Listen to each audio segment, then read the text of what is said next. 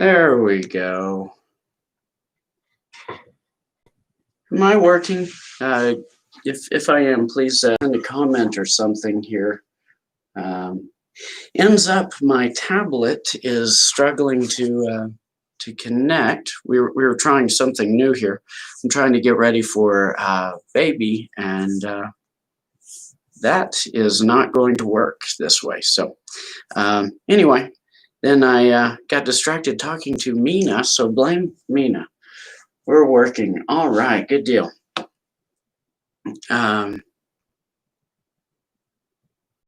Good deal. So welcome to Grace Youth Online. I apologize for the tardy there, but we will get started. Today we're going to be in Matthew chapter 5. And also, I'm going to throw this out there. We may or may not do prayer meeting this Tuesday. Right now, everything's kind of day to day with baby and getting the plans and all that. So I'll do my best to let you guys know. Matthew chapter 5. Let me adjust this. We are going to be doing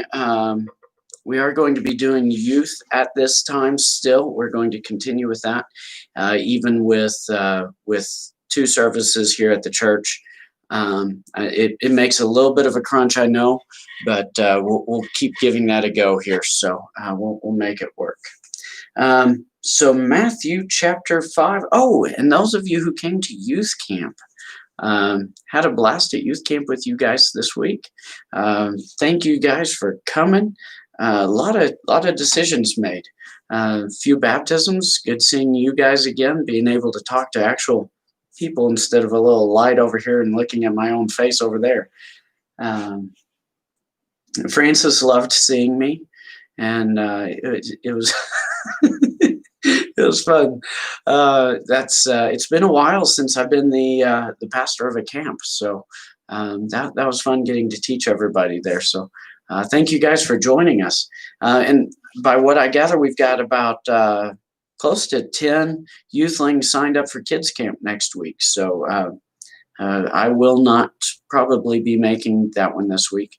We are at the any day now time with babies. So it's that crunch time. Anyway, we are in Matthew chapter 5.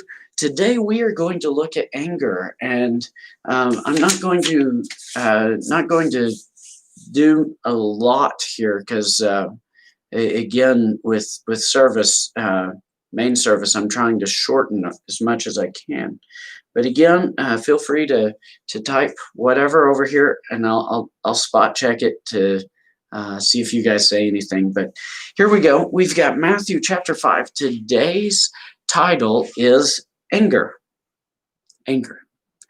If you don't like that title, don't be angry about it. Anger. So we're going to be Matthew chapter 5, 21 through 26 here. It says this. It says, "You have heard that it was said to those of old, 'You shall not murder, and whoever murders will be liable to judgment.' But I say to you," it's interesting because I think very quickly, and I know I'm taking a pause right there, but I think it's very interesting because with murder, it's very quick and easy for us to, well, that's wrong. I'm glad we recognize that. As a matter of fact, that was after the fall of Adam and Eve. That was the first sin.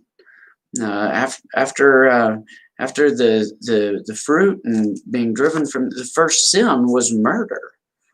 And it's funny how quickly that sneaks in. When people feel wronged or wronged to a certain extent, they immediately start contemplating how great it would be if so and so was gone, or this and that and the other. And it doesn't really fix anything. So let's go into the rest of this here. You have heard it was said of those of old, 'You shall not murder.' And Whoever murders will be liable to judgment. But I say to you, everyone who is angry with his brother will be liable to judgment. Whoever insults his brother will be liable to the council. And whoever says, you fool, will be liable to hellfire.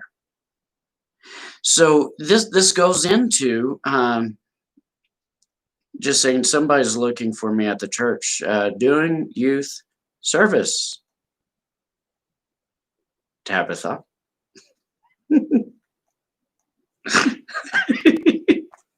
Oh, that's funny. But it goes into beyond murder. It starts with murder as the introduction, but then it very quickly goes into there's more to it than just killing. There's a heart issue behind this, and so very quickly we see murder's just the tip of the iceberg, but underneath down in the heart is the true infection, and the true infection is coming from this hatred, from this unforgiveness, from this overcritical mindset. If you're offering, verse 23, so if you are offering your gift at the altar, and there remember that your brother has something against you, leave your gift there before the altar and go.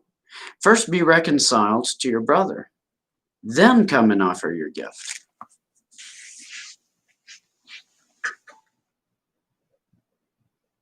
The interesting thing here is not if you have something against your brother, it's if your brother has something against you. Sometimes we so quickly, yeah, everything's fine with me, and try to move forwards, when really everything's not fine.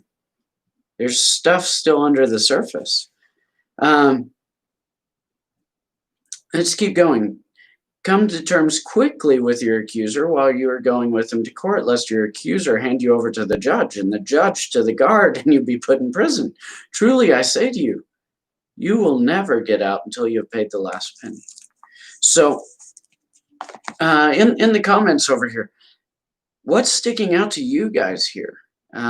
This goes beyond just murder. This goes into the heart of anger. So I'd just like to hear you guys and your thoughts. What does this mean to deal with our anger in a positive sense? Does this mean that we as Christians are never angry? I'd love seeing your thoughts there. And while you're typing those thoughts, I want to share a verse with you guys, note takers in particular. Ephesians chapter 4, verse 26. And you don't have to turn there. Ephesians chapter 4, 26 says, and this is Paul writing, he says this very interesting thing about anger.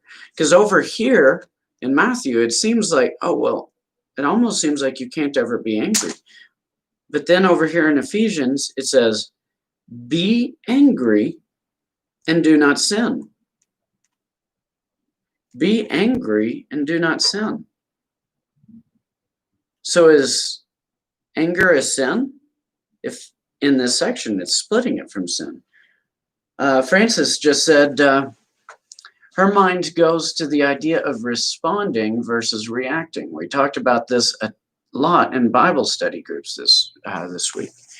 Yes, Francis, if you could please go a little further with that. What is the difference in responding versus reacting?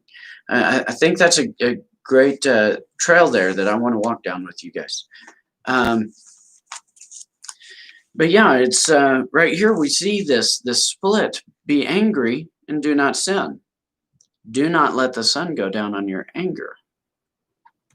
I want to go a little step further into verse 27 because I think the rest of that sentence really casts a little bit of light on that for us. It says, and give no opportunity to the devil.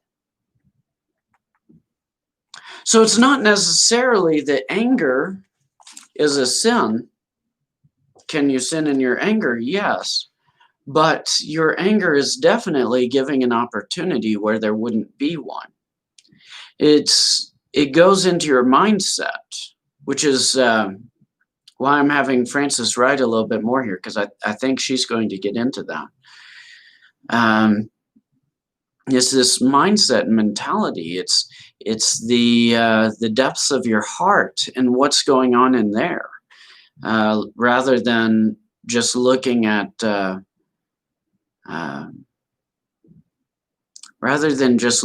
well, did my temperature rise? Did my blood pressure go up? Did I raise my voice? Well, those things may or may not happen when you're angry. When I'm angry, good golly, God's taken me a long ways on my anger. Because seeing my anger used to who I was, and who sometimes sneaks in, I'd get mad and I would start breaking things. I'd get mad and I'd start crushing things. I would just lose it. And then I start destroying things that do and sometimes don't belong to me. That's not beneficial. Does it fix anything? No. Does it make me right with those who made me mad? No. In some cases, it pushed them further away. So what does that then do for my witness? What does that then do for my ability to love them with Christ's love? You end up running into some problems there. Then it also is an opportunity for the devil to then it grows into a heart set of unforgiveness, or a heart set of, I'm going to use a big word here, animosity, a heart set of being at odds with someone and being an enemy. So here we go. Frances wrote this stuff here. She says, we can feel anger, but we need to respond instead of react. With reacting, we tend to let our feelings get in the way. We let our flesh show and allow that mindset of anger to control us with reacting. We're purposely choosing to show love, to show Jesus instead, responding for the second half. Okay, so responding. Quick to listen, slow to speak, and slow to become angry. Quote right out of the book of James. Frances says, when we allow ourselves to respond instead of react, we're allowing room for us to grow. See, a reaction is this thing where we're not having necessarily any purpose or thought into it. That slowness to react that Heather talked about isn't there. We just act in the flesh, act with whatever pops into our mind at the time. But whenever you respond, it is a slow and tedious process. You're slowing down to empathize. Why would you do this? You're slowing down to, what would Jesus want me to do here? And how can I respond in a way that reflects his love? And so we end up rising above the fray there. Controlled, that is a good word for it, Heather, controlled. One way, reacting, is not controlled. You're out of control. But responding, you have control. And you allow God to have control of the situation. I've got another verse I want to share, but I do want to look at this concept here of allowing room for the devil. How does that allow room for the devil when we're mad? I'd like to hear your thoughts here. It says that be angry and do not sin. Do not let the sun go down on your anger, and give no opportunity to the devil. I think that's the reason to avoid anger, for me at least, because I end up giving the enemy way too much opportunity in my life. I say hurtful things. I think hateful things. I think doom and destruction.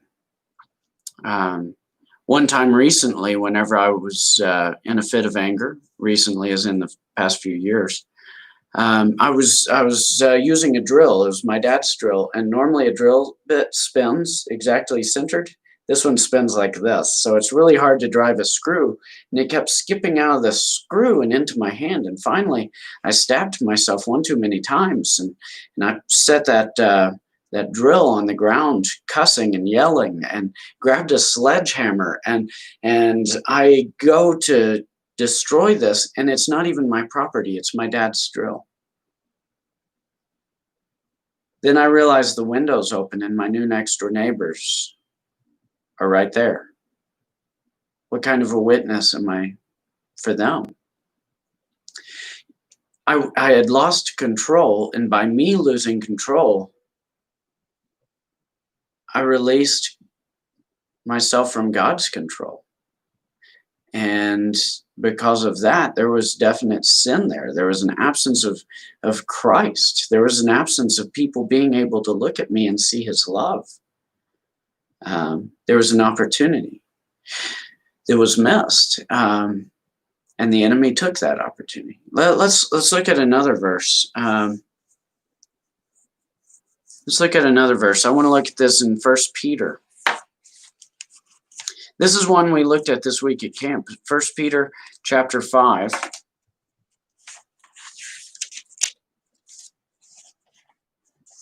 First Peter chapter 5, verse 8 here. 1 Peter chapter 5, verse 8 says, be sober-minded. Be sober-minded. That's how it starts, is with sober-minded. Well, what does that mean? If you've got a different translation, by the way, mine's ESV. If somebody else has a different translation, I'd like to hear from you what yours says there with the word sober-minded. I've got some other translations here. Sean says, dwelling on our anger often leads to further sins, giving the devil opportunity to pull us away from God. That is so true. So here's New King James. New King James says, be sober. Let's see what the Holman Christian Standard says. I'm just curious. I didn't think to look in on this, but I'm just curious what words we might see here. So students, those of you who are doing quiet times and stuff, this is a great way to compare translations, to give you a bigger picture of what God's saying. 5 verse 8 says, be sober-minded and Holman Christian. Interesting. Let's look at an NIV here. My NIV is a little bit bigger. I'm not going to be able to fit it on that part of my desk. Let's see. Come on, where are you? There you go. Too many bookmarks in this. Verse 8, be self-controlled. So it's interesting that we've got, primarily they're saying sober-minded. NIV uses the word self-controlled. So I think the common thread we're seeing is you got to be in your right mind. Look at what Sean wrote again. Dwelling on our anger often leads to further sins, giving the devil opportunity to pull us from God, because you're not in your right mind. You're not thinking clearly. Think of all the stupid things people do when they're drunk, the stupid things they say. They think they're invincible. They think they can do whatever they want. Man. So what things keep us from being sober-minded? Sometimes it's hate, anger. We're not thinking clearly. We're thinking out of our feelings rather than out of our spirit, which is very intriguing, God wants us to have a clear mind. He wants us to have a mind to where we can think and meditate on his word and live it. I do want to show. Oh well, let me finish this verse. I never finished it, did I? 5:8. Find it again. Be sober-minded. Be watchful. Your adversary, the devil, prowls around like a roaring lion, seeking someone to devour. Resist him, standing firm in your faith, knowing that the same kind of suffering are being experienced by your brotherhood throughout the world. See, we all go through times where we want to react in anger, times where we're drunk in our anger, where we just, like Francis said, move into a moment of wanting to react rather than respond with Christ's love. The adversary wants to eat us up. Your anger will eat you. It will devour you. It's like a coal, an ember in a fire just sitting down there at the bottom, just crackling and glowing. You take that thing and leave it there, it will start the wood ablaze. You have to allow the living water of Christ to put that ember out before it causes a lot of harm to a lot of people, a lot of harm to your witness. As a matter of fact, that takes us back all the way to Matthew. If you look at Matthew chapter 6, Matthew chapter 6, verse 14.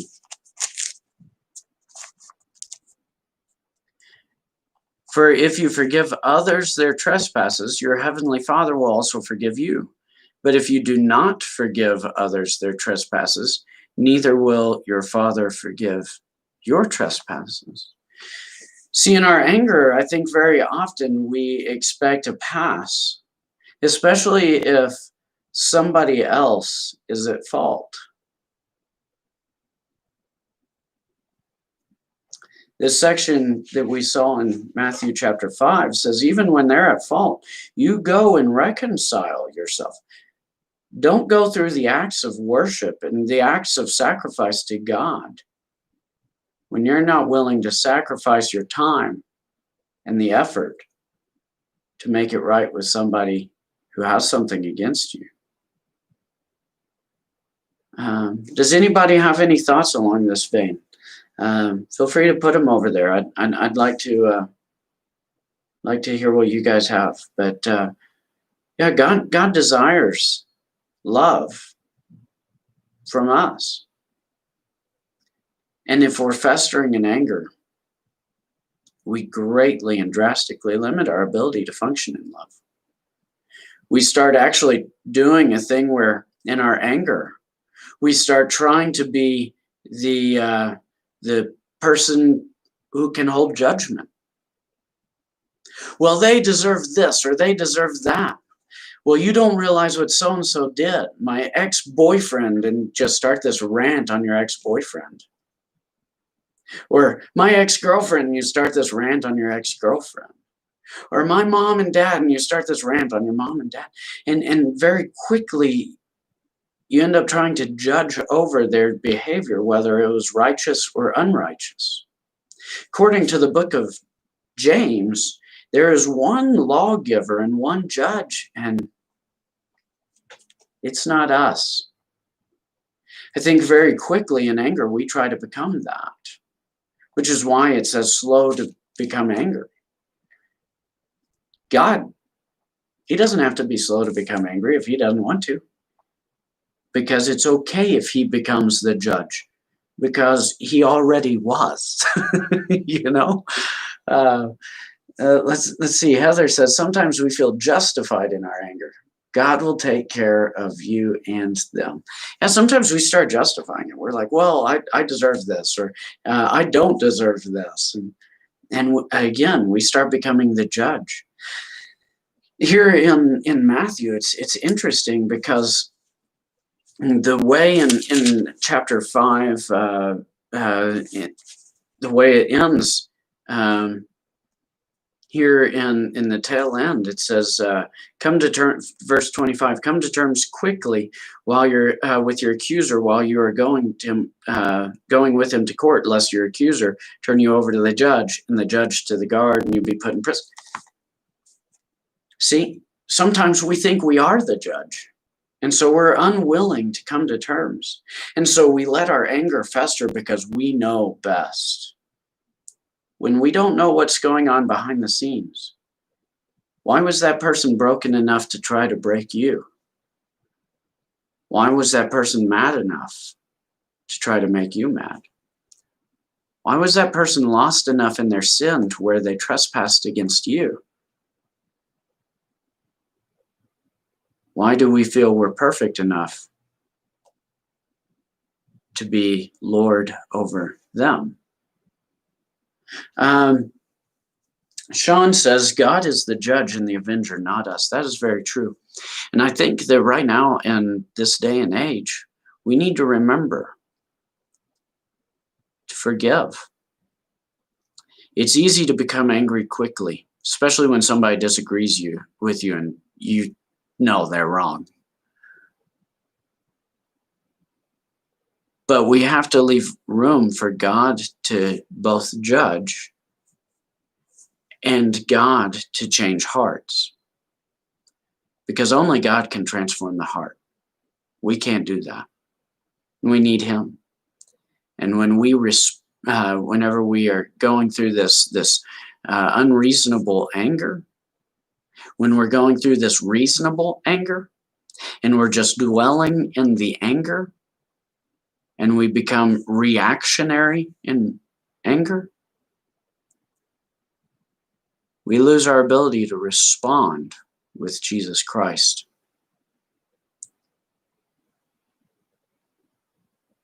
Well, that's all I've got. Any final thoughts? Feel free to plug them over here in the discussion section.